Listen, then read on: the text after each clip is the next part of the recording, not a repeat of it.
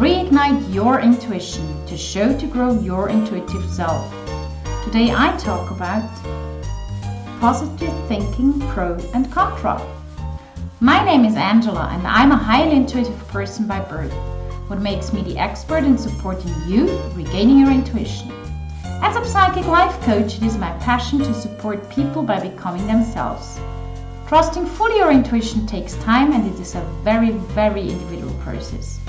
I share with you my knowledge and hands-on strategies that I have developed to support you in your daily lifestyle.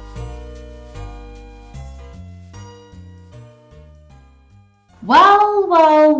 In the meanwhile, it's a bit more quiet about this whole topic of positive thinking, but it's never really gone.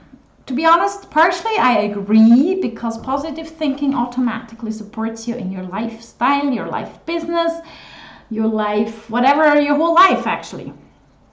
Me, by nature, lucky, I always have this inner positivity. There is always this knowledge that it will end good, however it will end, but it will end good.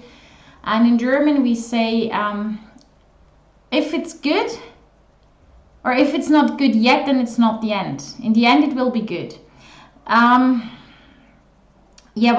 It's not always like that. But, well, it depends on what end you're looking at. But as a matter of fact, years ago, there were all these books about positive thinking and mindfuck and everything. And so I must admit, I like the idea of positive thinking, but it starts for me personally mainly with thankfulness. If you are thankful for what you have, you get exactly what you need.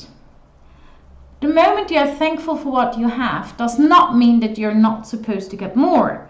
That's one of the biggest mistakes I observe very often, that people think, oh, well, I have to be thankful for what I have and I don't need more. No, the point is, if you are thankful for what you have, you most probably need less of useless stuff. Like, for example, I have an absolute amazing apartment. I was one lucky girl and I just fell off the chair the moment I realized what apartment this was and that I got it, because I know there were a lot of people who tried to get it. And I decided more or less overnight to write them and ask if I can have a look at it and if I may have, the chance to get the apartment and everything. So, and I remember that I booked the moving company 3 weeks before I moved, but it was actually 4 weeks before I got the key. So I was in the midweek, I booked the moving company, but by the end of the week, or actually beginning of the next week, I was supposed to get the key. And I was just manifesting. And there's a lot of people out there who say, you can just manifest and then you get what you want. As a matter of fact, you do, but you don't as well. This has a lot to do, or let's call it a similarity with positive thinking. We can learn ourselves to think positive. We can teach ourselves to manifest. There is a but. If we do carry within us the sentence that's programmed until we are plus minus 7 years old, that we are not worth it. We are not worth to, for example, we are not worth it to get supported. We are not worth it to have a parking spot right in front of wherever we want to park. We are not worth it. We are not worth it, such and further on and such and such. If you are programmed like that, good luck. Because that's exactly what's going to happen. You're going to have a problem. Because if I'm within not believing that I deserve something, I'm not getting it. Funny enough, there is people out there that I'm pretty sure you've observed that they can do whatever they want to do. They end up on their feet. They get everything goes very smooth. And yes, because they are programmed that they deserve it. Which I think is super cool, but they still have their negative sentences within them, which has to do with their soul, with their childhood, with whatever experience. So there might be topics they have no freaking clue or chance about. So yes, I totally support positive thinking, because It's healthy. But we also have to have a positive, realistically thinking. I once saw, I don't even remember if it was a woman or a man, but they explained me about this half full glass or half empty glass, no matter if it's half, huh? It's half full, it's half empty. But they stretched out the arm, this person stretched out their arm and asked, is this glass half full or is this glass half empty? And if as everybody tried to be positive, they were like, oh, it's half full. The person said, I don't care. It's becoming heavy because I'm holding it in my hand and my arm is completely stretched out. You have to look at the whole situation. Does it matter in that moment if the glass is half full or half empty? No, it does matter that you find a solution.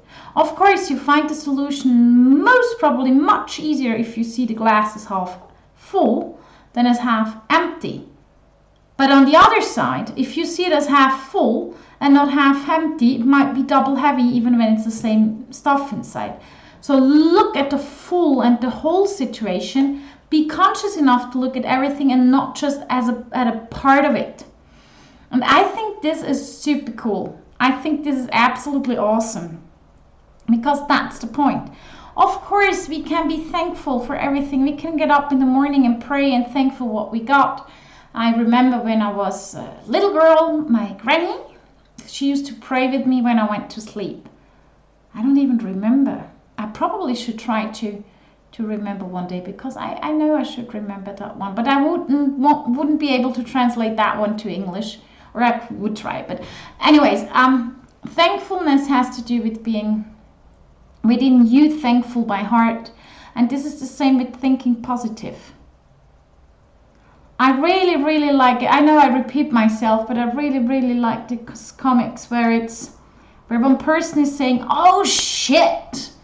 And the girl steps up and is like, you have to think positive. And the person says, okay then.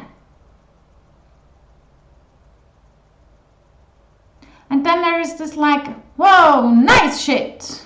Like, oh, wait a second, is that positive now? No, it's not, but it's, in the moment when it's shit. But the nice shit brings probably a solution within it. I mean, this is like, it's my decision. There is days you lose it. There is days you don't lose it. For an example, I used to live in an apartment where my neighbors downstairs they were just ignorant. They were playing music super loud, and as you might have realized, I do recordings. So I need to have a certain quietness, or let's call it normal loud music underneath my feet. And the moment I realized, like, oh good God, they had a change within their relationship. The guy moved out, the new guy moved in, and they don't care that much, blah, blah, blah. I was like, oh, I need a solution. So what could happen? And then I was just like, hey there, it would be awesome if this person might,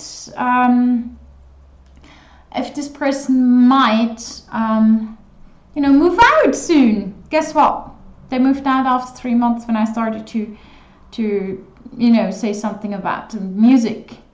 And I was not being like, oh my goodness, and all the time. I said it once. But they felt in the house that they were not welcome anymore because they did not blend in. Of course, this is very typical Swiss. When you live in a house, you welcome everyone, you say hi, you greet everybody, and you blend in.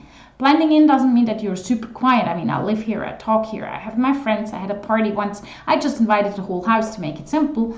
But you have to respect one another. We are very, very respectful, sometimes too respectful to be honest, but still, hey, we try it. So, this has to do with, I thought in this moment, okay, it's not fun, but I think positive about it. I still had their noise for another 3 months, nearly, but then I was like, they're gone by the end of March. Why should I get into this rage where I'm like, for Christ's sake? I remember I was even sick when they once played so loud music, and when I'm sick, I'm pretty much an uncomfortable person to deal with. But I was just up and down on the floor and be like, rah, rah, rah. And in this moment, it helped me. And after it, I could laugh. So I was just laughing so hard about myself because it has to do with this whole thing of I took it positive. I knew they were leaving, so there is no reason to lose my nerves, to be a negative person, go like, oh. The point is, I love people who think positive. There is moments or phases or something when it's good to be negative or actually angry. When you're angry, it's not unhealthy if you're it for a few minutes and not forever. If in the moment your glass falls on the floor and your whole red wine, for example, splits on your white trousers, yes, you cannot tell me that you look at it and smile and be like, oh, look at these beautiful red spots on my beautiful white trousers. It's not going to happen. But you can look at it like, oh, damn it. And then you start to get a solution. That's how you think positive. But in the first reaction, if this reaction is not positive, you're just a normal human being. Everything else is lying and bullshit. That's just... that's rubbish. That's just don't do it. I mean, that's really no. I mean, no. So think positive, because guess who grows from it? It's always you who grows. And thinking positive does not mean to forgive everybody everything. It just means to think positive. And by the way, it starts with thinking positive about you, because you are perfect the way you are.